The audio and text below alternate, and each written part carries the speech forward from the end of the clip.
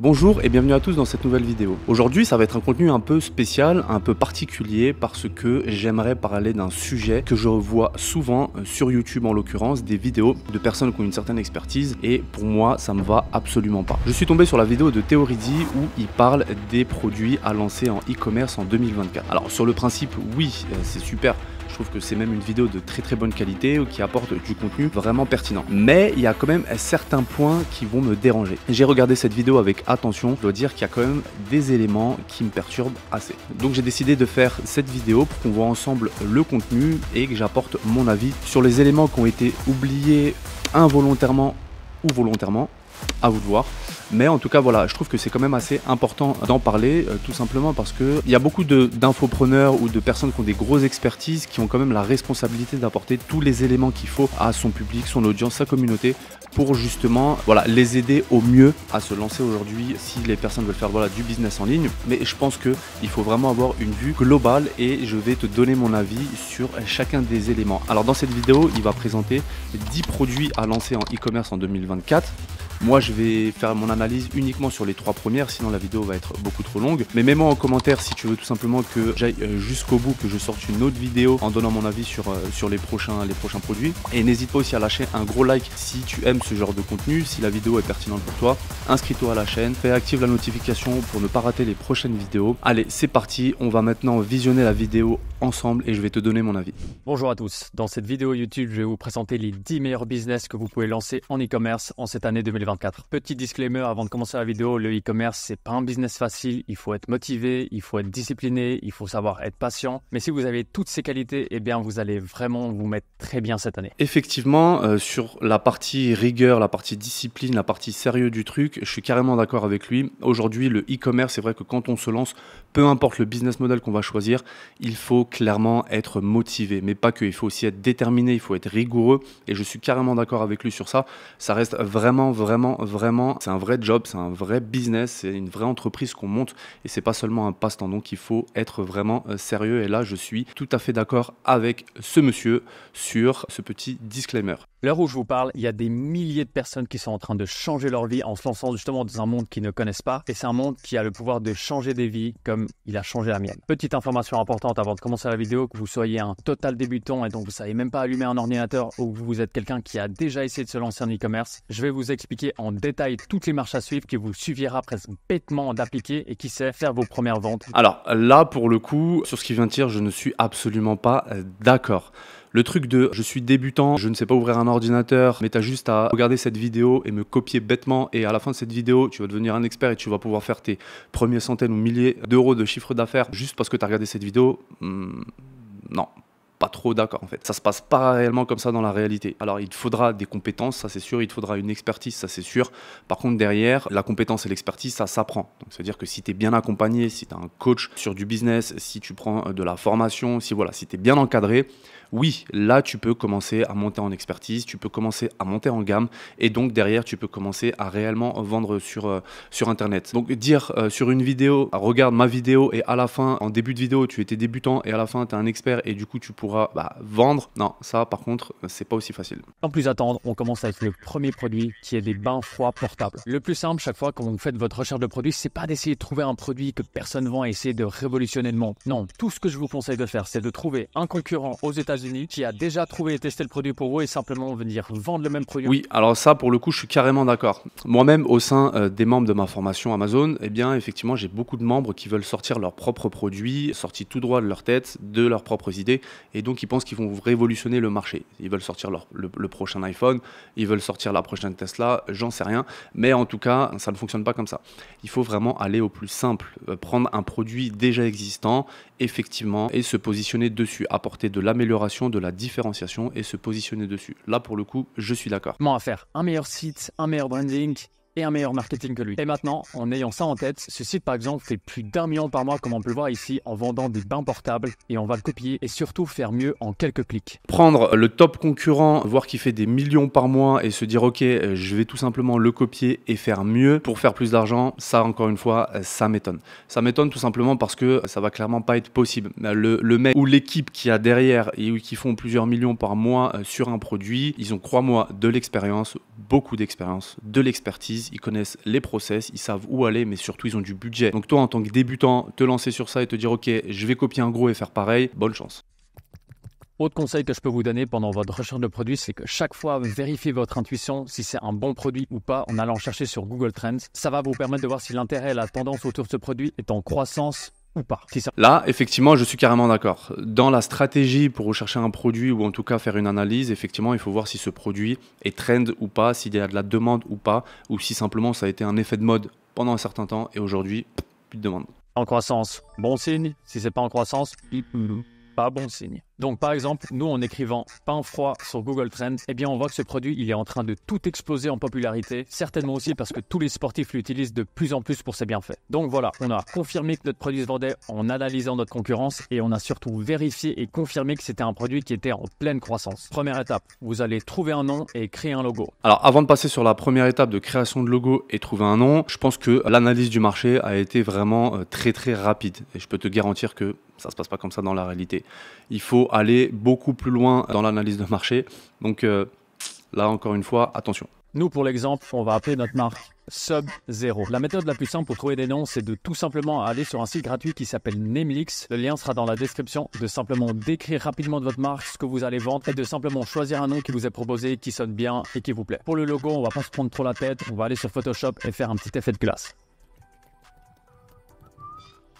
Tip top nickel. Alors là, pour la création de logo, ok, je suis d'accord, effectivement. Mais par contre, c'est pas suffisant. Il ne faut pas juste créer son logo et le poser sur un produit et se dire, ok, c'est bon, je vais le vendre des milliers, des dizaines, des centaines de milliers d'euros. Ça, c'était valable, oui, il y a 10 ans. Aujourd'hui, beaucoup moins. Après, reste bien jusqu'à la fin de cette vidéo parce que moi, je vais te donner du coup mon analyse sur le e-commerce en 2024. Et crois-moi, pour le coup, ça va être un avis très pertinent pour toi si tu souhaites te lancer en e-commerce en 2024.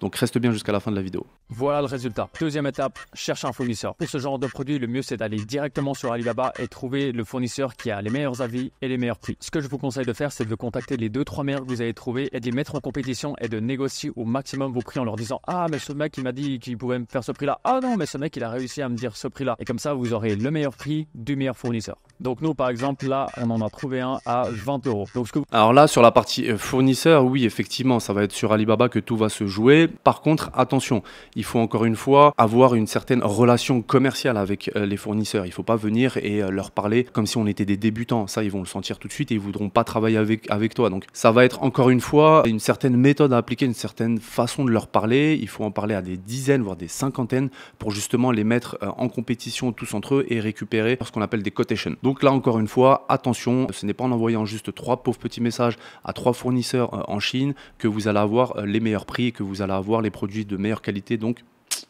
encore une fois, attention. Ce que vous allez faire maintenant, c'est prendre contact avec lui, négocier les prix du produit, de la livraison, des délais de livraison et la customisation de votre produit et du packaging. C'est-à-dire tout simplement avoir un emballage à l'image de votre marque et venir coller votre logo sur le produit.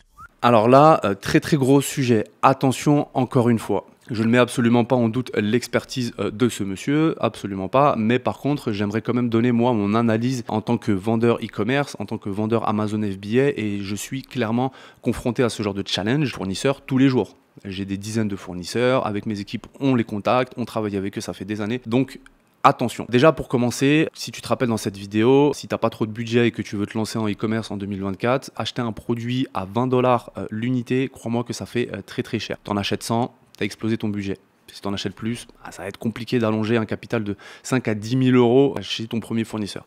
Ensuite, deuxièmement, sur toute la partie design, optimisation, amélioration du produit, différenciation du produit, packaging, etc. Tout ça, ce sont des étapes différentes. Le design, c'est pas ton fournisseur qui doit le faire, ça va être un designer. Donc, il faudra travailler avec lui.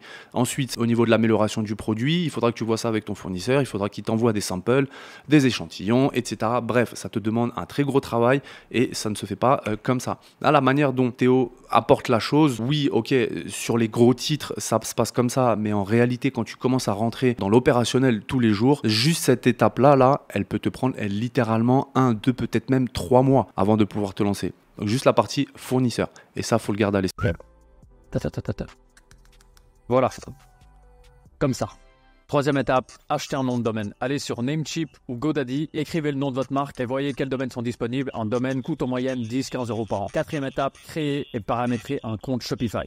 Alors là, en partant sur GoDaddy, en partant sur Cloudflare ou sur un autre hébergeur, peu importe, c'est pour acheter tout simplement son nom de domaine. Donc là, on commence déjà à rentrer un peu dans la technique. Donc rappelez-vous, dès le début, il disait en quelques clics, même si tu es débutant et que tu t'y connais pas, c'est faisable. Non, c'est pas vrai. C'est pas vrai du tout. Il faut te faire encadrer, il faut que tu connaisses les étapes, il faut que tu saches qu'est-ce qu'il faut faire, à quel moment, de quelle manière, etc. Quoi acheter, quel outil utiliser. Donc tout ça, ça demande une expertise. Ce n'est pas simple. Ce n'est pas en regardant une simple vidéo qu'on va arriver justement à du résultat. Donc je peux te le garantir. Tu peux le tester toi-même, fais, et tu verras par toi-même que finalement tu auras perdu du temps et de l'argent, mais surtout tu auras perdu ta motivation. Donc là, on est en train de partir sur un business model qu'il est en train d'expliquer. Acheter un nom de domaine, partir sur du Shopify, c'est un business model orienté dropshipping. Attention, le dropshipping, aujourd'hui, je ne le répéterai pas assez, c'est très dangereux. Ce n'est plus un business qui fonctionne. Ça, il faut être professionnel. C'est plusieurs métiers à maîtriser, plusieurs expertises. Et quand tu es tout seul, débutant, au fond de ta chambre et que tu as un faible budget, bah non, tu n'y arriveras pas. Il faut arrêter de se mentir, il faut voir les choses en face. Shopify, pour ceux qui ne connaissent pas, c'est la plateforme où tout est centralisé et où vous allez pouvoir gérer votre site, les commandes, vos paiements et tout le tralala. C'est 1 € symbolique pendant le premier mois et ensuite ça monte à 24 € par mois. Et ensuite, le plus simple, ça va être de choisir un template de site déjà tout fait. Vous pouvez en trouver des gratuits qui sont super bien. Ou bien si vous voulez vous chauffer un peu plus, vous pouvez prendre un template à 30 € qui fera vraiment un site de malade. Alors donc là, voilà, c'est exactement ce que je disais, partir sur du Shopify. Je pense qu'à mon sens, aujourd'hui, c'est pas le business model que je recommanderais aujourd'hui pour un débutant. Avant, oui, aujourd'hui, beaucoup moins. Reste bien jusqu'à la fin de la vidéo parce que moi, je vais te donner du coup une solution pour toi qui va être beaucoup plus simple à suivre. Là, sur la partie Shopify, ce qu'il oublie de dire, volontairement ou involontairement, je ne sais pas, c'est que tu vas devoir maîtriser pas mal de choses. Les processing de paiement, il faudra que tu fasses tes raccordements de nom de domaine, il faudra que tu t'y connaisses aussi un peu en technique. Il n'y aura pas de développement à faire, il n'y aura pas de code à faire. Je suis d'accord, Shopify, on fait en sorte que ce soit vraiment du natif pour nous, les débutants ou les néophytes. Mais quand tu vas vouloir faire des choses un peu plus custom, crois-moi que tu vas commencer à t'en tirer les cheveux. En tant que débutant, ça va être compliqué de démarrer sur ça. Pour ceux qui ne savent pas, un template de site, en gros, c'est un site déjà tout fait et vous allez simplement venir sur le site, pouvoir changer les images, changer les textes, modifier les prix, modifier ce que vous voulez, drag and drop, bouger tout ce que vous avez envie pour qu'il soit vraiment le plus optimisé possible et à l'image de votre marque. Si c'est la première fois que vous créez un site, ça devrait vous prendre maximum 3-4 heures pour tout comprendre et créer tout votre site. Et ne paniquez pas, tout est intuitif et vous allez vous en sortir facilement. Ensuite, dès que votre site est prêt, il va falloir tout configurer sur Shopify, donc ça veut dire les modalités d'envoi, connecter votre nom de domaine, etc. Et encore une fois, tout vous sera expliqué sur la plateforme directement. Cinquième étape, fixez vos prix. Sachant que votre produit vous coûte 20 € à l'unité et qu'en moyenne, ça va vous coûter 5 € supplémentaires pour l'envoi, je vous conseille de le mettre au prix de 89 €, 89 pour les Français, pour avoir une bonne marge. Et vraiment, sérieusement, qui ne voudrait pas acheter un bain aussi stylé à ce prix-là, sérieux? Surtout quand le prix des concurrents est à 119 €. Le but, chaque fois dans la fixation de vos prix, c'est de tripler le prix que ça vous coûte à l'unité pour ensuite avoir une marge suffisante pour payer toutes vos charges, que ce soit envoi, packaging, publicité, frais, etc. Et de quand même avoir un bénéfice d'environ 30% à la fin.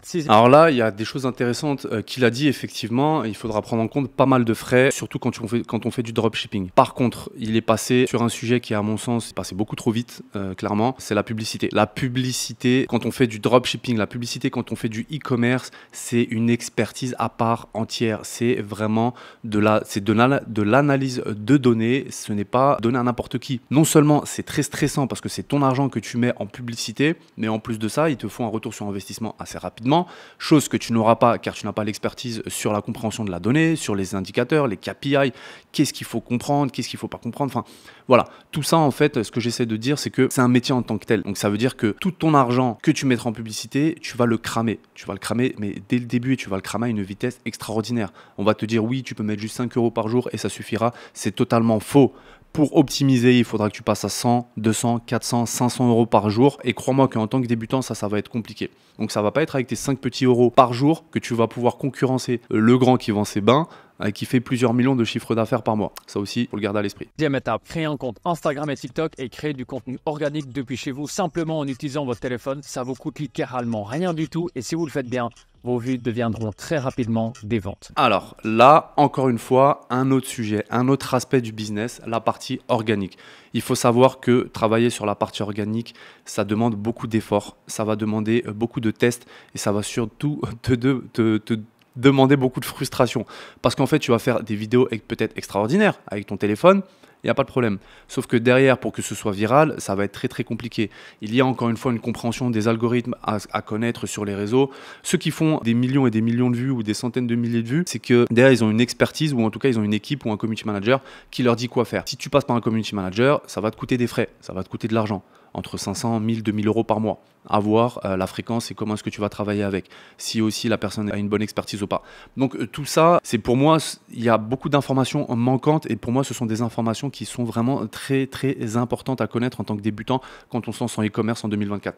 Ou en tout cas en partant sur ce type de business model là. Donc Shopify, dropshipping, fournisseur indépendant, enfin de notre côté, plus organique, les réseaux sociaux, etc. Il faut savoir que ce qui te dit de faire, on appelle ça de l'UGC, User Generated Content. C'est toi, en fait, tu vas prendre ta caméra, tu vas prendre ton iPhone, tu vas te filmer avec le produit et derrière, tu vas pouvoir l'envoyer sur les réseaux.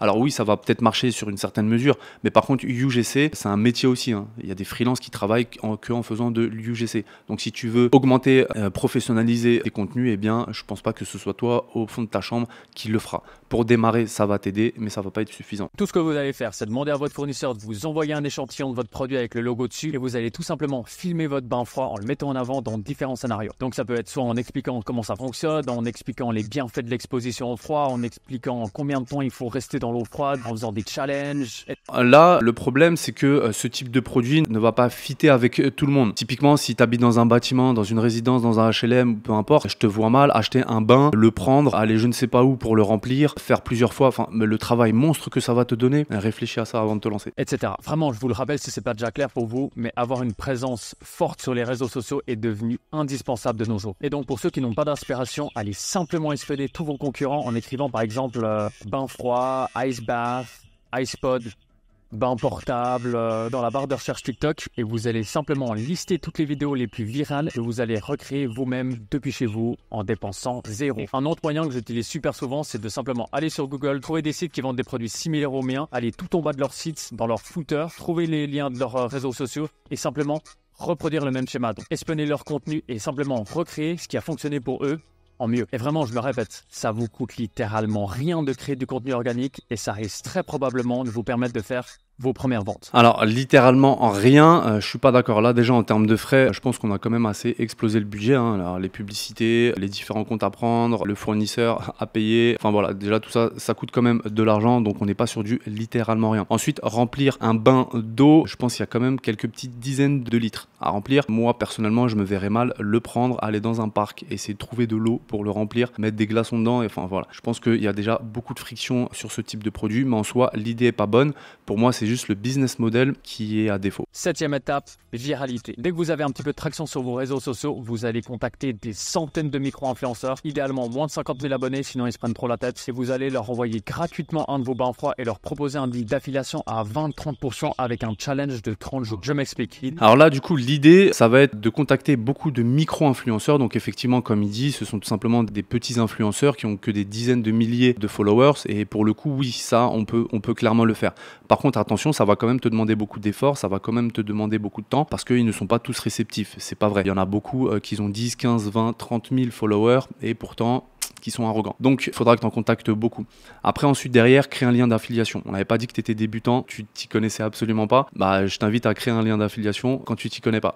Donc, si, il faut quand même s'y connaître un minimum. Là, pour le coup, on peut passer par du micro-influenceur, mais ensuite, il faudra derrière pouvoir les convaincre, discuter avec eux, échanger avec eux. Et ça, c'est aussi du travail au quotidien. Sachant que toi, en tant que personne qui est dans le business, tu dois te concentrer sur le business. C'est-à-dire que tu dois te concentrer sur tes relations fournisseurs, sur trouver les meilleurs prix, sur mettre en place tes process de vente, mettre en place tes sites, etc. Donc faire ça, plus gérer la partie micro-influenceur, plus gérer la partie publicité, plus gérer la partie UGC, donc créer toi-même tes contenus, ça fait beaucoup de travail. Alors j'imagine même pas si tu es étudiant ou si tu travailles à côté. L'idéal serait d'avoir une petite centaine d'abonnés minimum. Le mieux, ce serait d'en avoir plus de 1000 pour avoir de la crédibilité et maximiser le taux de conversion de vos propositions de partenariat. Et au final, c'est assez évident. Un influenceur lambda qui soit suivi ou pas très suivi, eh bien, il ne voudrait pas entacher sa réputation en mettant en avant une marque de merde pour avoir en contrepartie un produit gratuit ou quelques centaines d'euros. Et de nos jours, beaucoup de la crédibilité se crée sur le nombre d'abonnés. Donc voilà, dès que vous vous estimez avoir cette traction, vous pouvez commencer à contacter massivement des micro-influenceurs. Donc ce que je vous conseille pour maximiser votre taux de réponse, c'est de leur envoyer votre proposition en DM, mais aussi de leur envoyer votre proposition par mail. Tous les influenceurs ont souvent leur email dans leur bio. Et maintenant, mesdames, messieurs, place au clou du spectacle, la proposition du challenge de 30 jours. Le but de ce challenge est tout simple, c'est de créer un mouvement de masse en ayant plusieurs influenceurs qui se donnent le défi de se mettre tous les jours dans votre bain froid. C'est un phénomène qui explose en ce moment sur TikTok et Instagram pour les raisons suivantes. Les gens se sentent impliqués, il y a un principe de continuité qui fait que c'est comme une mini-série, vous êtes curieux de voir comment va se passer la suite. Et troisièmement, dans le cadre d'un bain froid, eh bien, il y a une réalisation de l'audience qui est que, en effet, c'est quelque chose qu'ils devraient faire puisque ça a tellement de bienfaits. Et donc, ça va les motiver à prendre la décision de s'en procurer un aussi, idéalement le vôtre, et de se lancer à leur tour dans ce défi. La stratégie est donc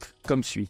Contactez un maximum de micro-influenceurs en leur proposant de leur envoyer gratuitement un de vos produits et en leur proposant de faire un challenge de 30 jours. Pendant ces 30 jours, ils devront poster tous les jours sur leur compte une vidéo d'eux allant dans le bain glacé que vous allez leur fournir, parler des bienfaits de l'eau froide sur le corps, parler de votre produit et encourager leur audience à faire de même en se procurant eux aussi un bain glacé de votre marque. Les avantages pour les micro-influenceurs sont que ça va leur permettre de faire du contenu, de gagner des vues et de gagner des abonnés grâce au challenge, de recevoir gratuitement un de vos produits et surtout gagner de l'argent avec le lien d'affiliation qu'ils vont mettre en avant dans chacune de leurs vidéos. Alors ça, c'est sur le papier. Ok, ça a l'air d'être beau sur le papier, sauf que dans la réalité, non, ça va pas du tout se passer comme ça. Parce que toi, tu vas arriver, tu es connu de personne, tu n'as fait aucun chiffre, tu n'as aucun indicateur à donner à ces micro-influenceurs si ils te répondent. Derrière, eux, ils vont te demander ça va être quoi le retour sur investissement. Parce que eux, ils savent que leur temps est précieux aussi. Hein, les micro-influenceurs, ils ont aussi beaucoup de choses à faire. Donc, ils vont pas se dire ok, je vais me bloquer 30 jours et pendant 30 jours, je vais me bloquer 1 ou 2 heures par jour pour faire le challenge. Et ensuite, derrière, je suis même pas sûr que ton produit va se vendre. Je suis même pas sûr de pouvoir récupérer un retour sur investissement ou peu importe. Mais en tout cas, pour moi, ça va être très compliqué de trouver 10 influenceurs sur les 10 influenceurs qui fassent tous ce challenge pendant 30 jours. Et ensuite, crois-moi que tu vas te casser les dents et tu vas voir que finalement, ça se passe pas comme ça dans la réalité. Exemple, petite simulation. Donc, comme on l'a dit avant, vous allez vendre votre produit à 89 €. Et donc, si une personne clique sur le lien d'affiliation de l'influenceur et achète le produit, un pourcentage du prix, la norme se situe aux alentours des 25% de la vente revient directement à l'influenceur. Donc, ce qui implique que dans notre situation, le micro-influenceur gagnerait 22,50 € par vente via son lien affilié. Je vous conseille vivement d'utiliser la plateforme qui s'appelle Refersion pour le management de vos affiliés. Ouais, je galère à le prononcer, le lien sera dans la description.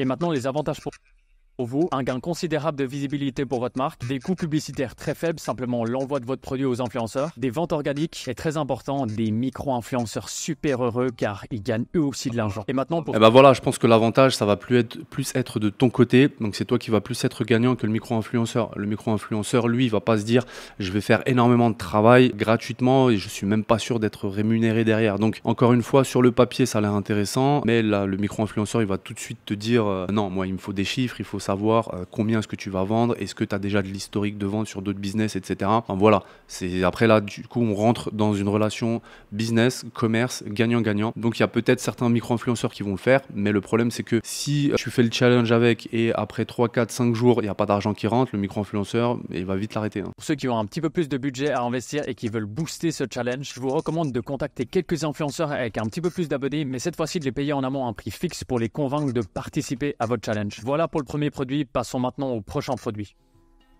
Oh. Pas ouf.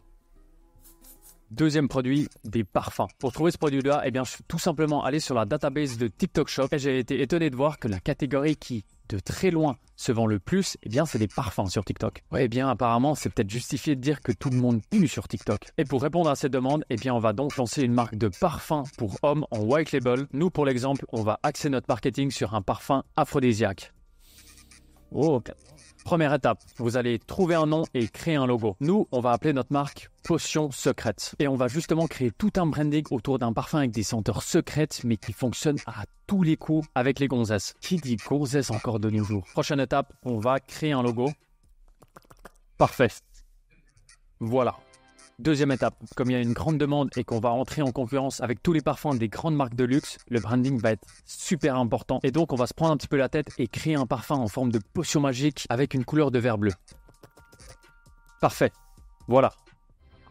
Alors là, encore une fois, on se rappelle qu'en début de vidéo, en quelques clics, et c'est fait, pas besoin de compétences et un débutant peut le faire. Alors non, clairement, absolument pas. Moi-même aujourd'hui, je ne suis pas capable de te sortir un design extraordinaire fait sur Photoshop ou fait sur, je ne sais, Adobe, je ne sais pas quel autre outil qui va être très compliqué à maîtriser. Donc non, il faudra que tu travailles avec un designer. Le designer, il va te demander de l'argent. Donc il faudra aussi un budget sur ça. Il faut vraiment faire attention parce que là, partir sur du parfum, sur du cosmétique, oui, c'est bien. Sauf qu'il faut savoir que la cosmétique, tous les produits qui touchent la peau sont très très réglementés. Donc il faut faire attention. Pour moi, les idées, encore une fois, sont vraiment très très bonnes. C'est juste la stratégie de vente et le business model choisi qui n'est absolument pas adapté en 2020.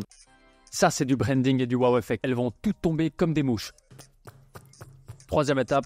Trouver un fournisseur de parfum en white label. Le white label, pour ceux qui ne savent pas ce que c'est le fait de vendre des produits qui existent déjà d'un fournisseur et simplement venir coller votre logo sur les produits. Les deux avantages principaux du white label sont que c'est très rapide et ça ne vous demande pas du tout un gros budget. Puisqu'en fait, les produits, ils existent déjà. Ils sont prêts dans une usine et vous allez simplement venir coller votre logo dessus et les vendre. Donc pour vous faciliter la vie, j'ai déjà fait quelques recherches de fournisseurs. Alors là, ok, c'est les avantages qu'il donne. Mais encore une fois, il oublie des éléments, les inconvénients. Pourquoi est-ce qu'il ne donne pas les inconvénients d'un white label? Aujourd'hui, si tu passes par du white label, tu vas te faire copier, mais comme ça, demain, ton produit cartonne, il est sous white label, tu n'es pas propriétaire. Donc en termes de propriété intellectuelle, en termes d'acquisition, ce n'est pas à toi, tu n'es pas le propriétaire. Donc demain, ton fournisseur en white label, tu as mis ton logo sur ce white label-là, il n'y a pas de problème. Demain, j'identifie que ton produit cartonne, je vais voir ton fournisseur et je lui demande exactement le même. Je m'améliore sur le packaging, je propose des effets et du contenu différents et je passe devant toi. Enfin voilà, il faut vraiment faire attention avec les éléments, les informations qu'on vous donne et c'est pas forcément le plus efficace ou le plus rentable. Parfum en white label qui correspond exactement à ce qu'on cherche et je les ai répertoriés dans un document que je vous ai mis en description. Ouais,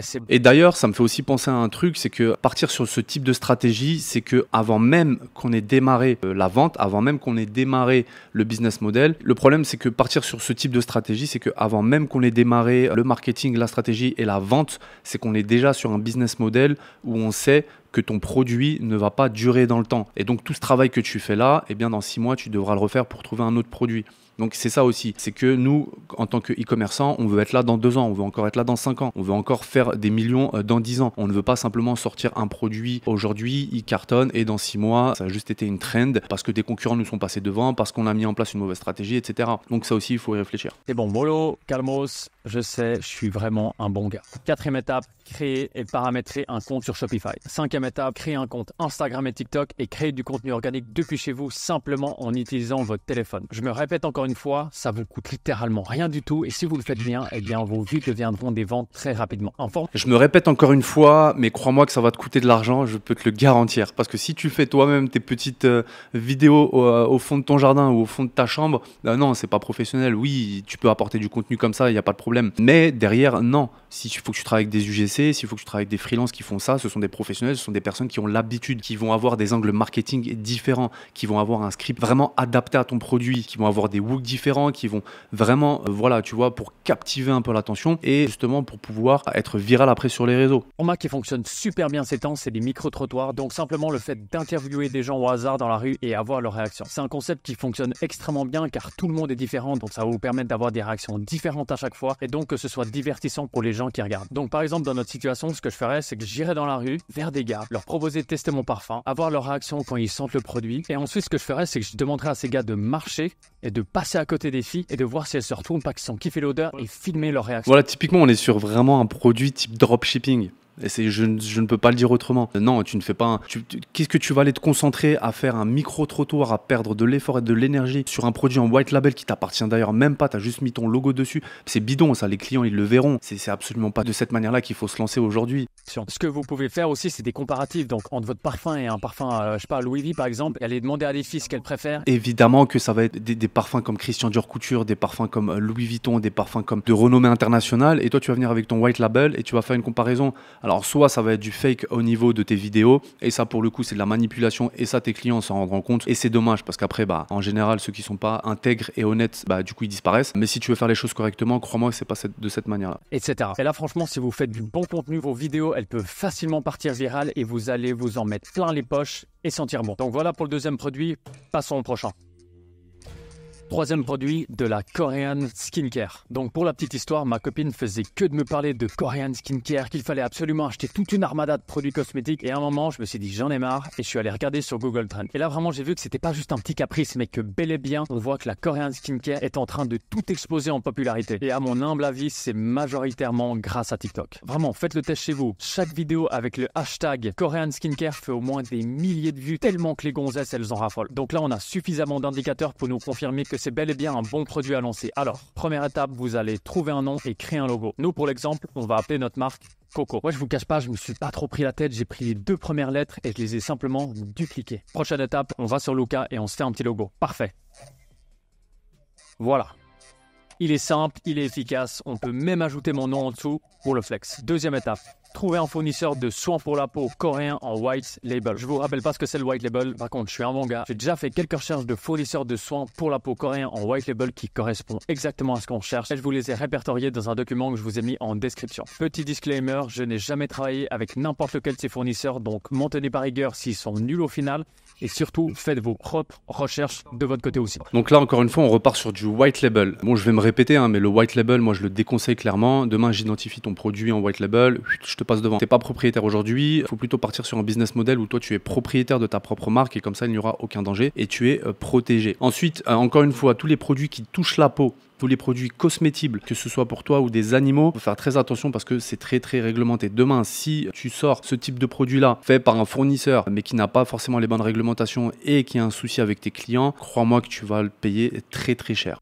Troisième étape. Créer et paramétrer un compte sur Shopify. Trouvez un template un peu cosmétique, épuré et personnalisez-le à l'image de votre marque. Ensuite, dès que votre site est prêt, pensez bien à tout configurer sur Shopify, que vous puissiez recevoir des paiements, ajouter des applications pour augmenter votre rentabilité, etc. Quatrième étape, vous allez demander à votre fournisseur de vous envoyer une dizaine de vos produits chez vous que vous allez donner à toutes vos copines. Et copains, au final, pourquoi pas on n'est pas là pour juger. Et leur demander de faire des vidéos du style skincare routine, get ready with me, make-up routine, evening routine, afternoon routine et j'en passe et les poster sur TikTok. Cinquième. Alors ça, encore une fois, là, on est clairement sur de l'UGC, User Generated Content. Et non, ce ne sont pas tes copains-copines qui vont te le faire. Ils n'ont pas du tout l'expertise, ils savent pas comment faire, ils vont te faire une vidéo dégueulasse au fond de leur salle de bain, sans aucune lumière, enfin bref, le truc, il va être horrible.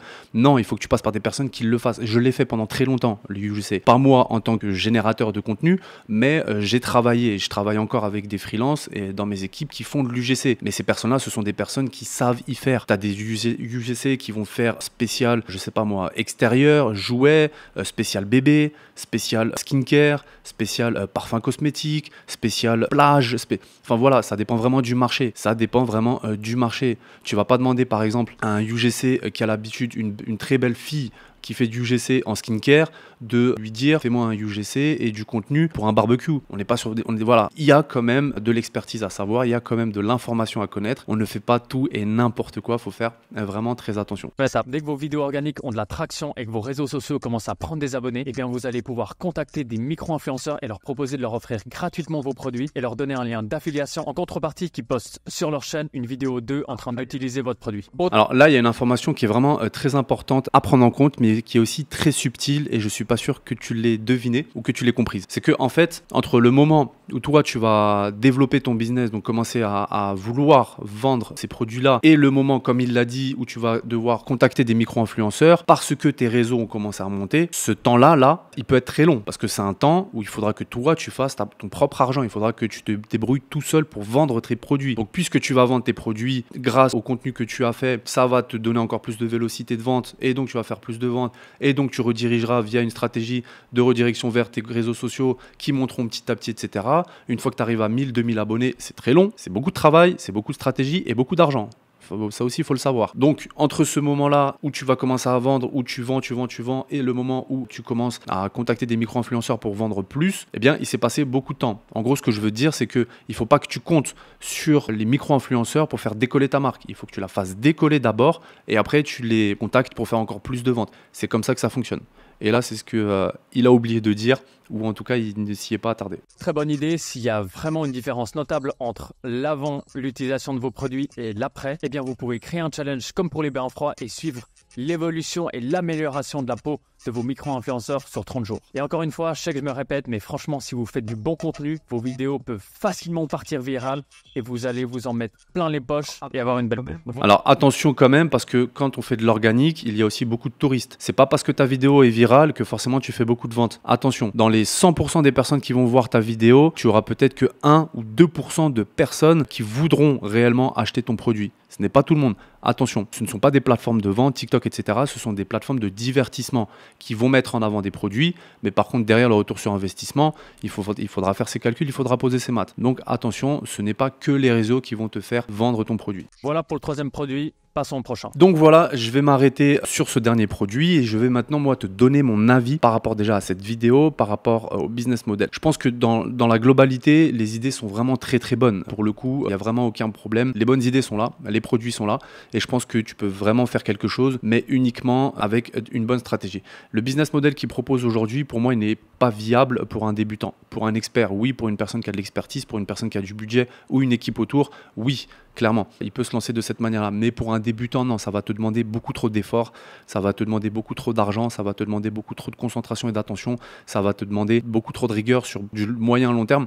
Et pour un débutant, c'est pas forcément l'idéal. Je pense que toi, tu es débutant. Ce que tu veux, c'est de partir au plus simple, partir sur un business model le plus rapide, plus efficace et surtout te faire de l'argent et que ton business soit encore là à moyen, long terme. Et donc, pour ça, moi, je ne partirai pas sur un business type dropshipping, comme il est en train de l'expliquer, mais plutôt sur un business type Amazon FBA. En gros, toutes les frictions que lui, là, il a dit, création du site, processing de paiement, le client, les UGC, les trucs, ça, on ne le fait pas avec Amazon. Sur Amazon FBA, c'est beaucoup plus simple et beaucoup plus rapide. Et donc, le business model Amazon FBA est pour moi, en 2024, la stratégie à adopter, le modèle économique à adopter pour pouvoir se lancer en e-commerce en 2024 et ça, de loin devant le dropshipping. J'ai développé, moi, mon propre programme Amazon FBA où j'aide encore plus de 650 membres à développer leur propre business model Amazon. Si tu veux en savoir plus, n'hésite pas à réserver un appel, il y a un lien sous la description. Ça va être soit avec moi, soit avec un membre de mon équipe. C'est un appel qui est 100% gratuit, ne t'inquiète pas. Et on pourra t'apporter tous les éléments que tu veux. En attendant, si tu veux peut-être aussi connaître un peu plus sur le business Amazon, j'ai développé une formation gratuite, 100% gratuite. Le lien est dans la description, n'hésite pas. Donc voilà, écoute, je vais m'arrêter là pour cette vidéo. Mets-moi en commentaire si ça t'a plu. Lâche un pouce vers le haut et n'hésite pas à t'abonner à la chaîne si ce n'est pas déjà fait. Active la notification aussi pour les prochaines vidéos. Allez, je te dis à bientôt. Ciao.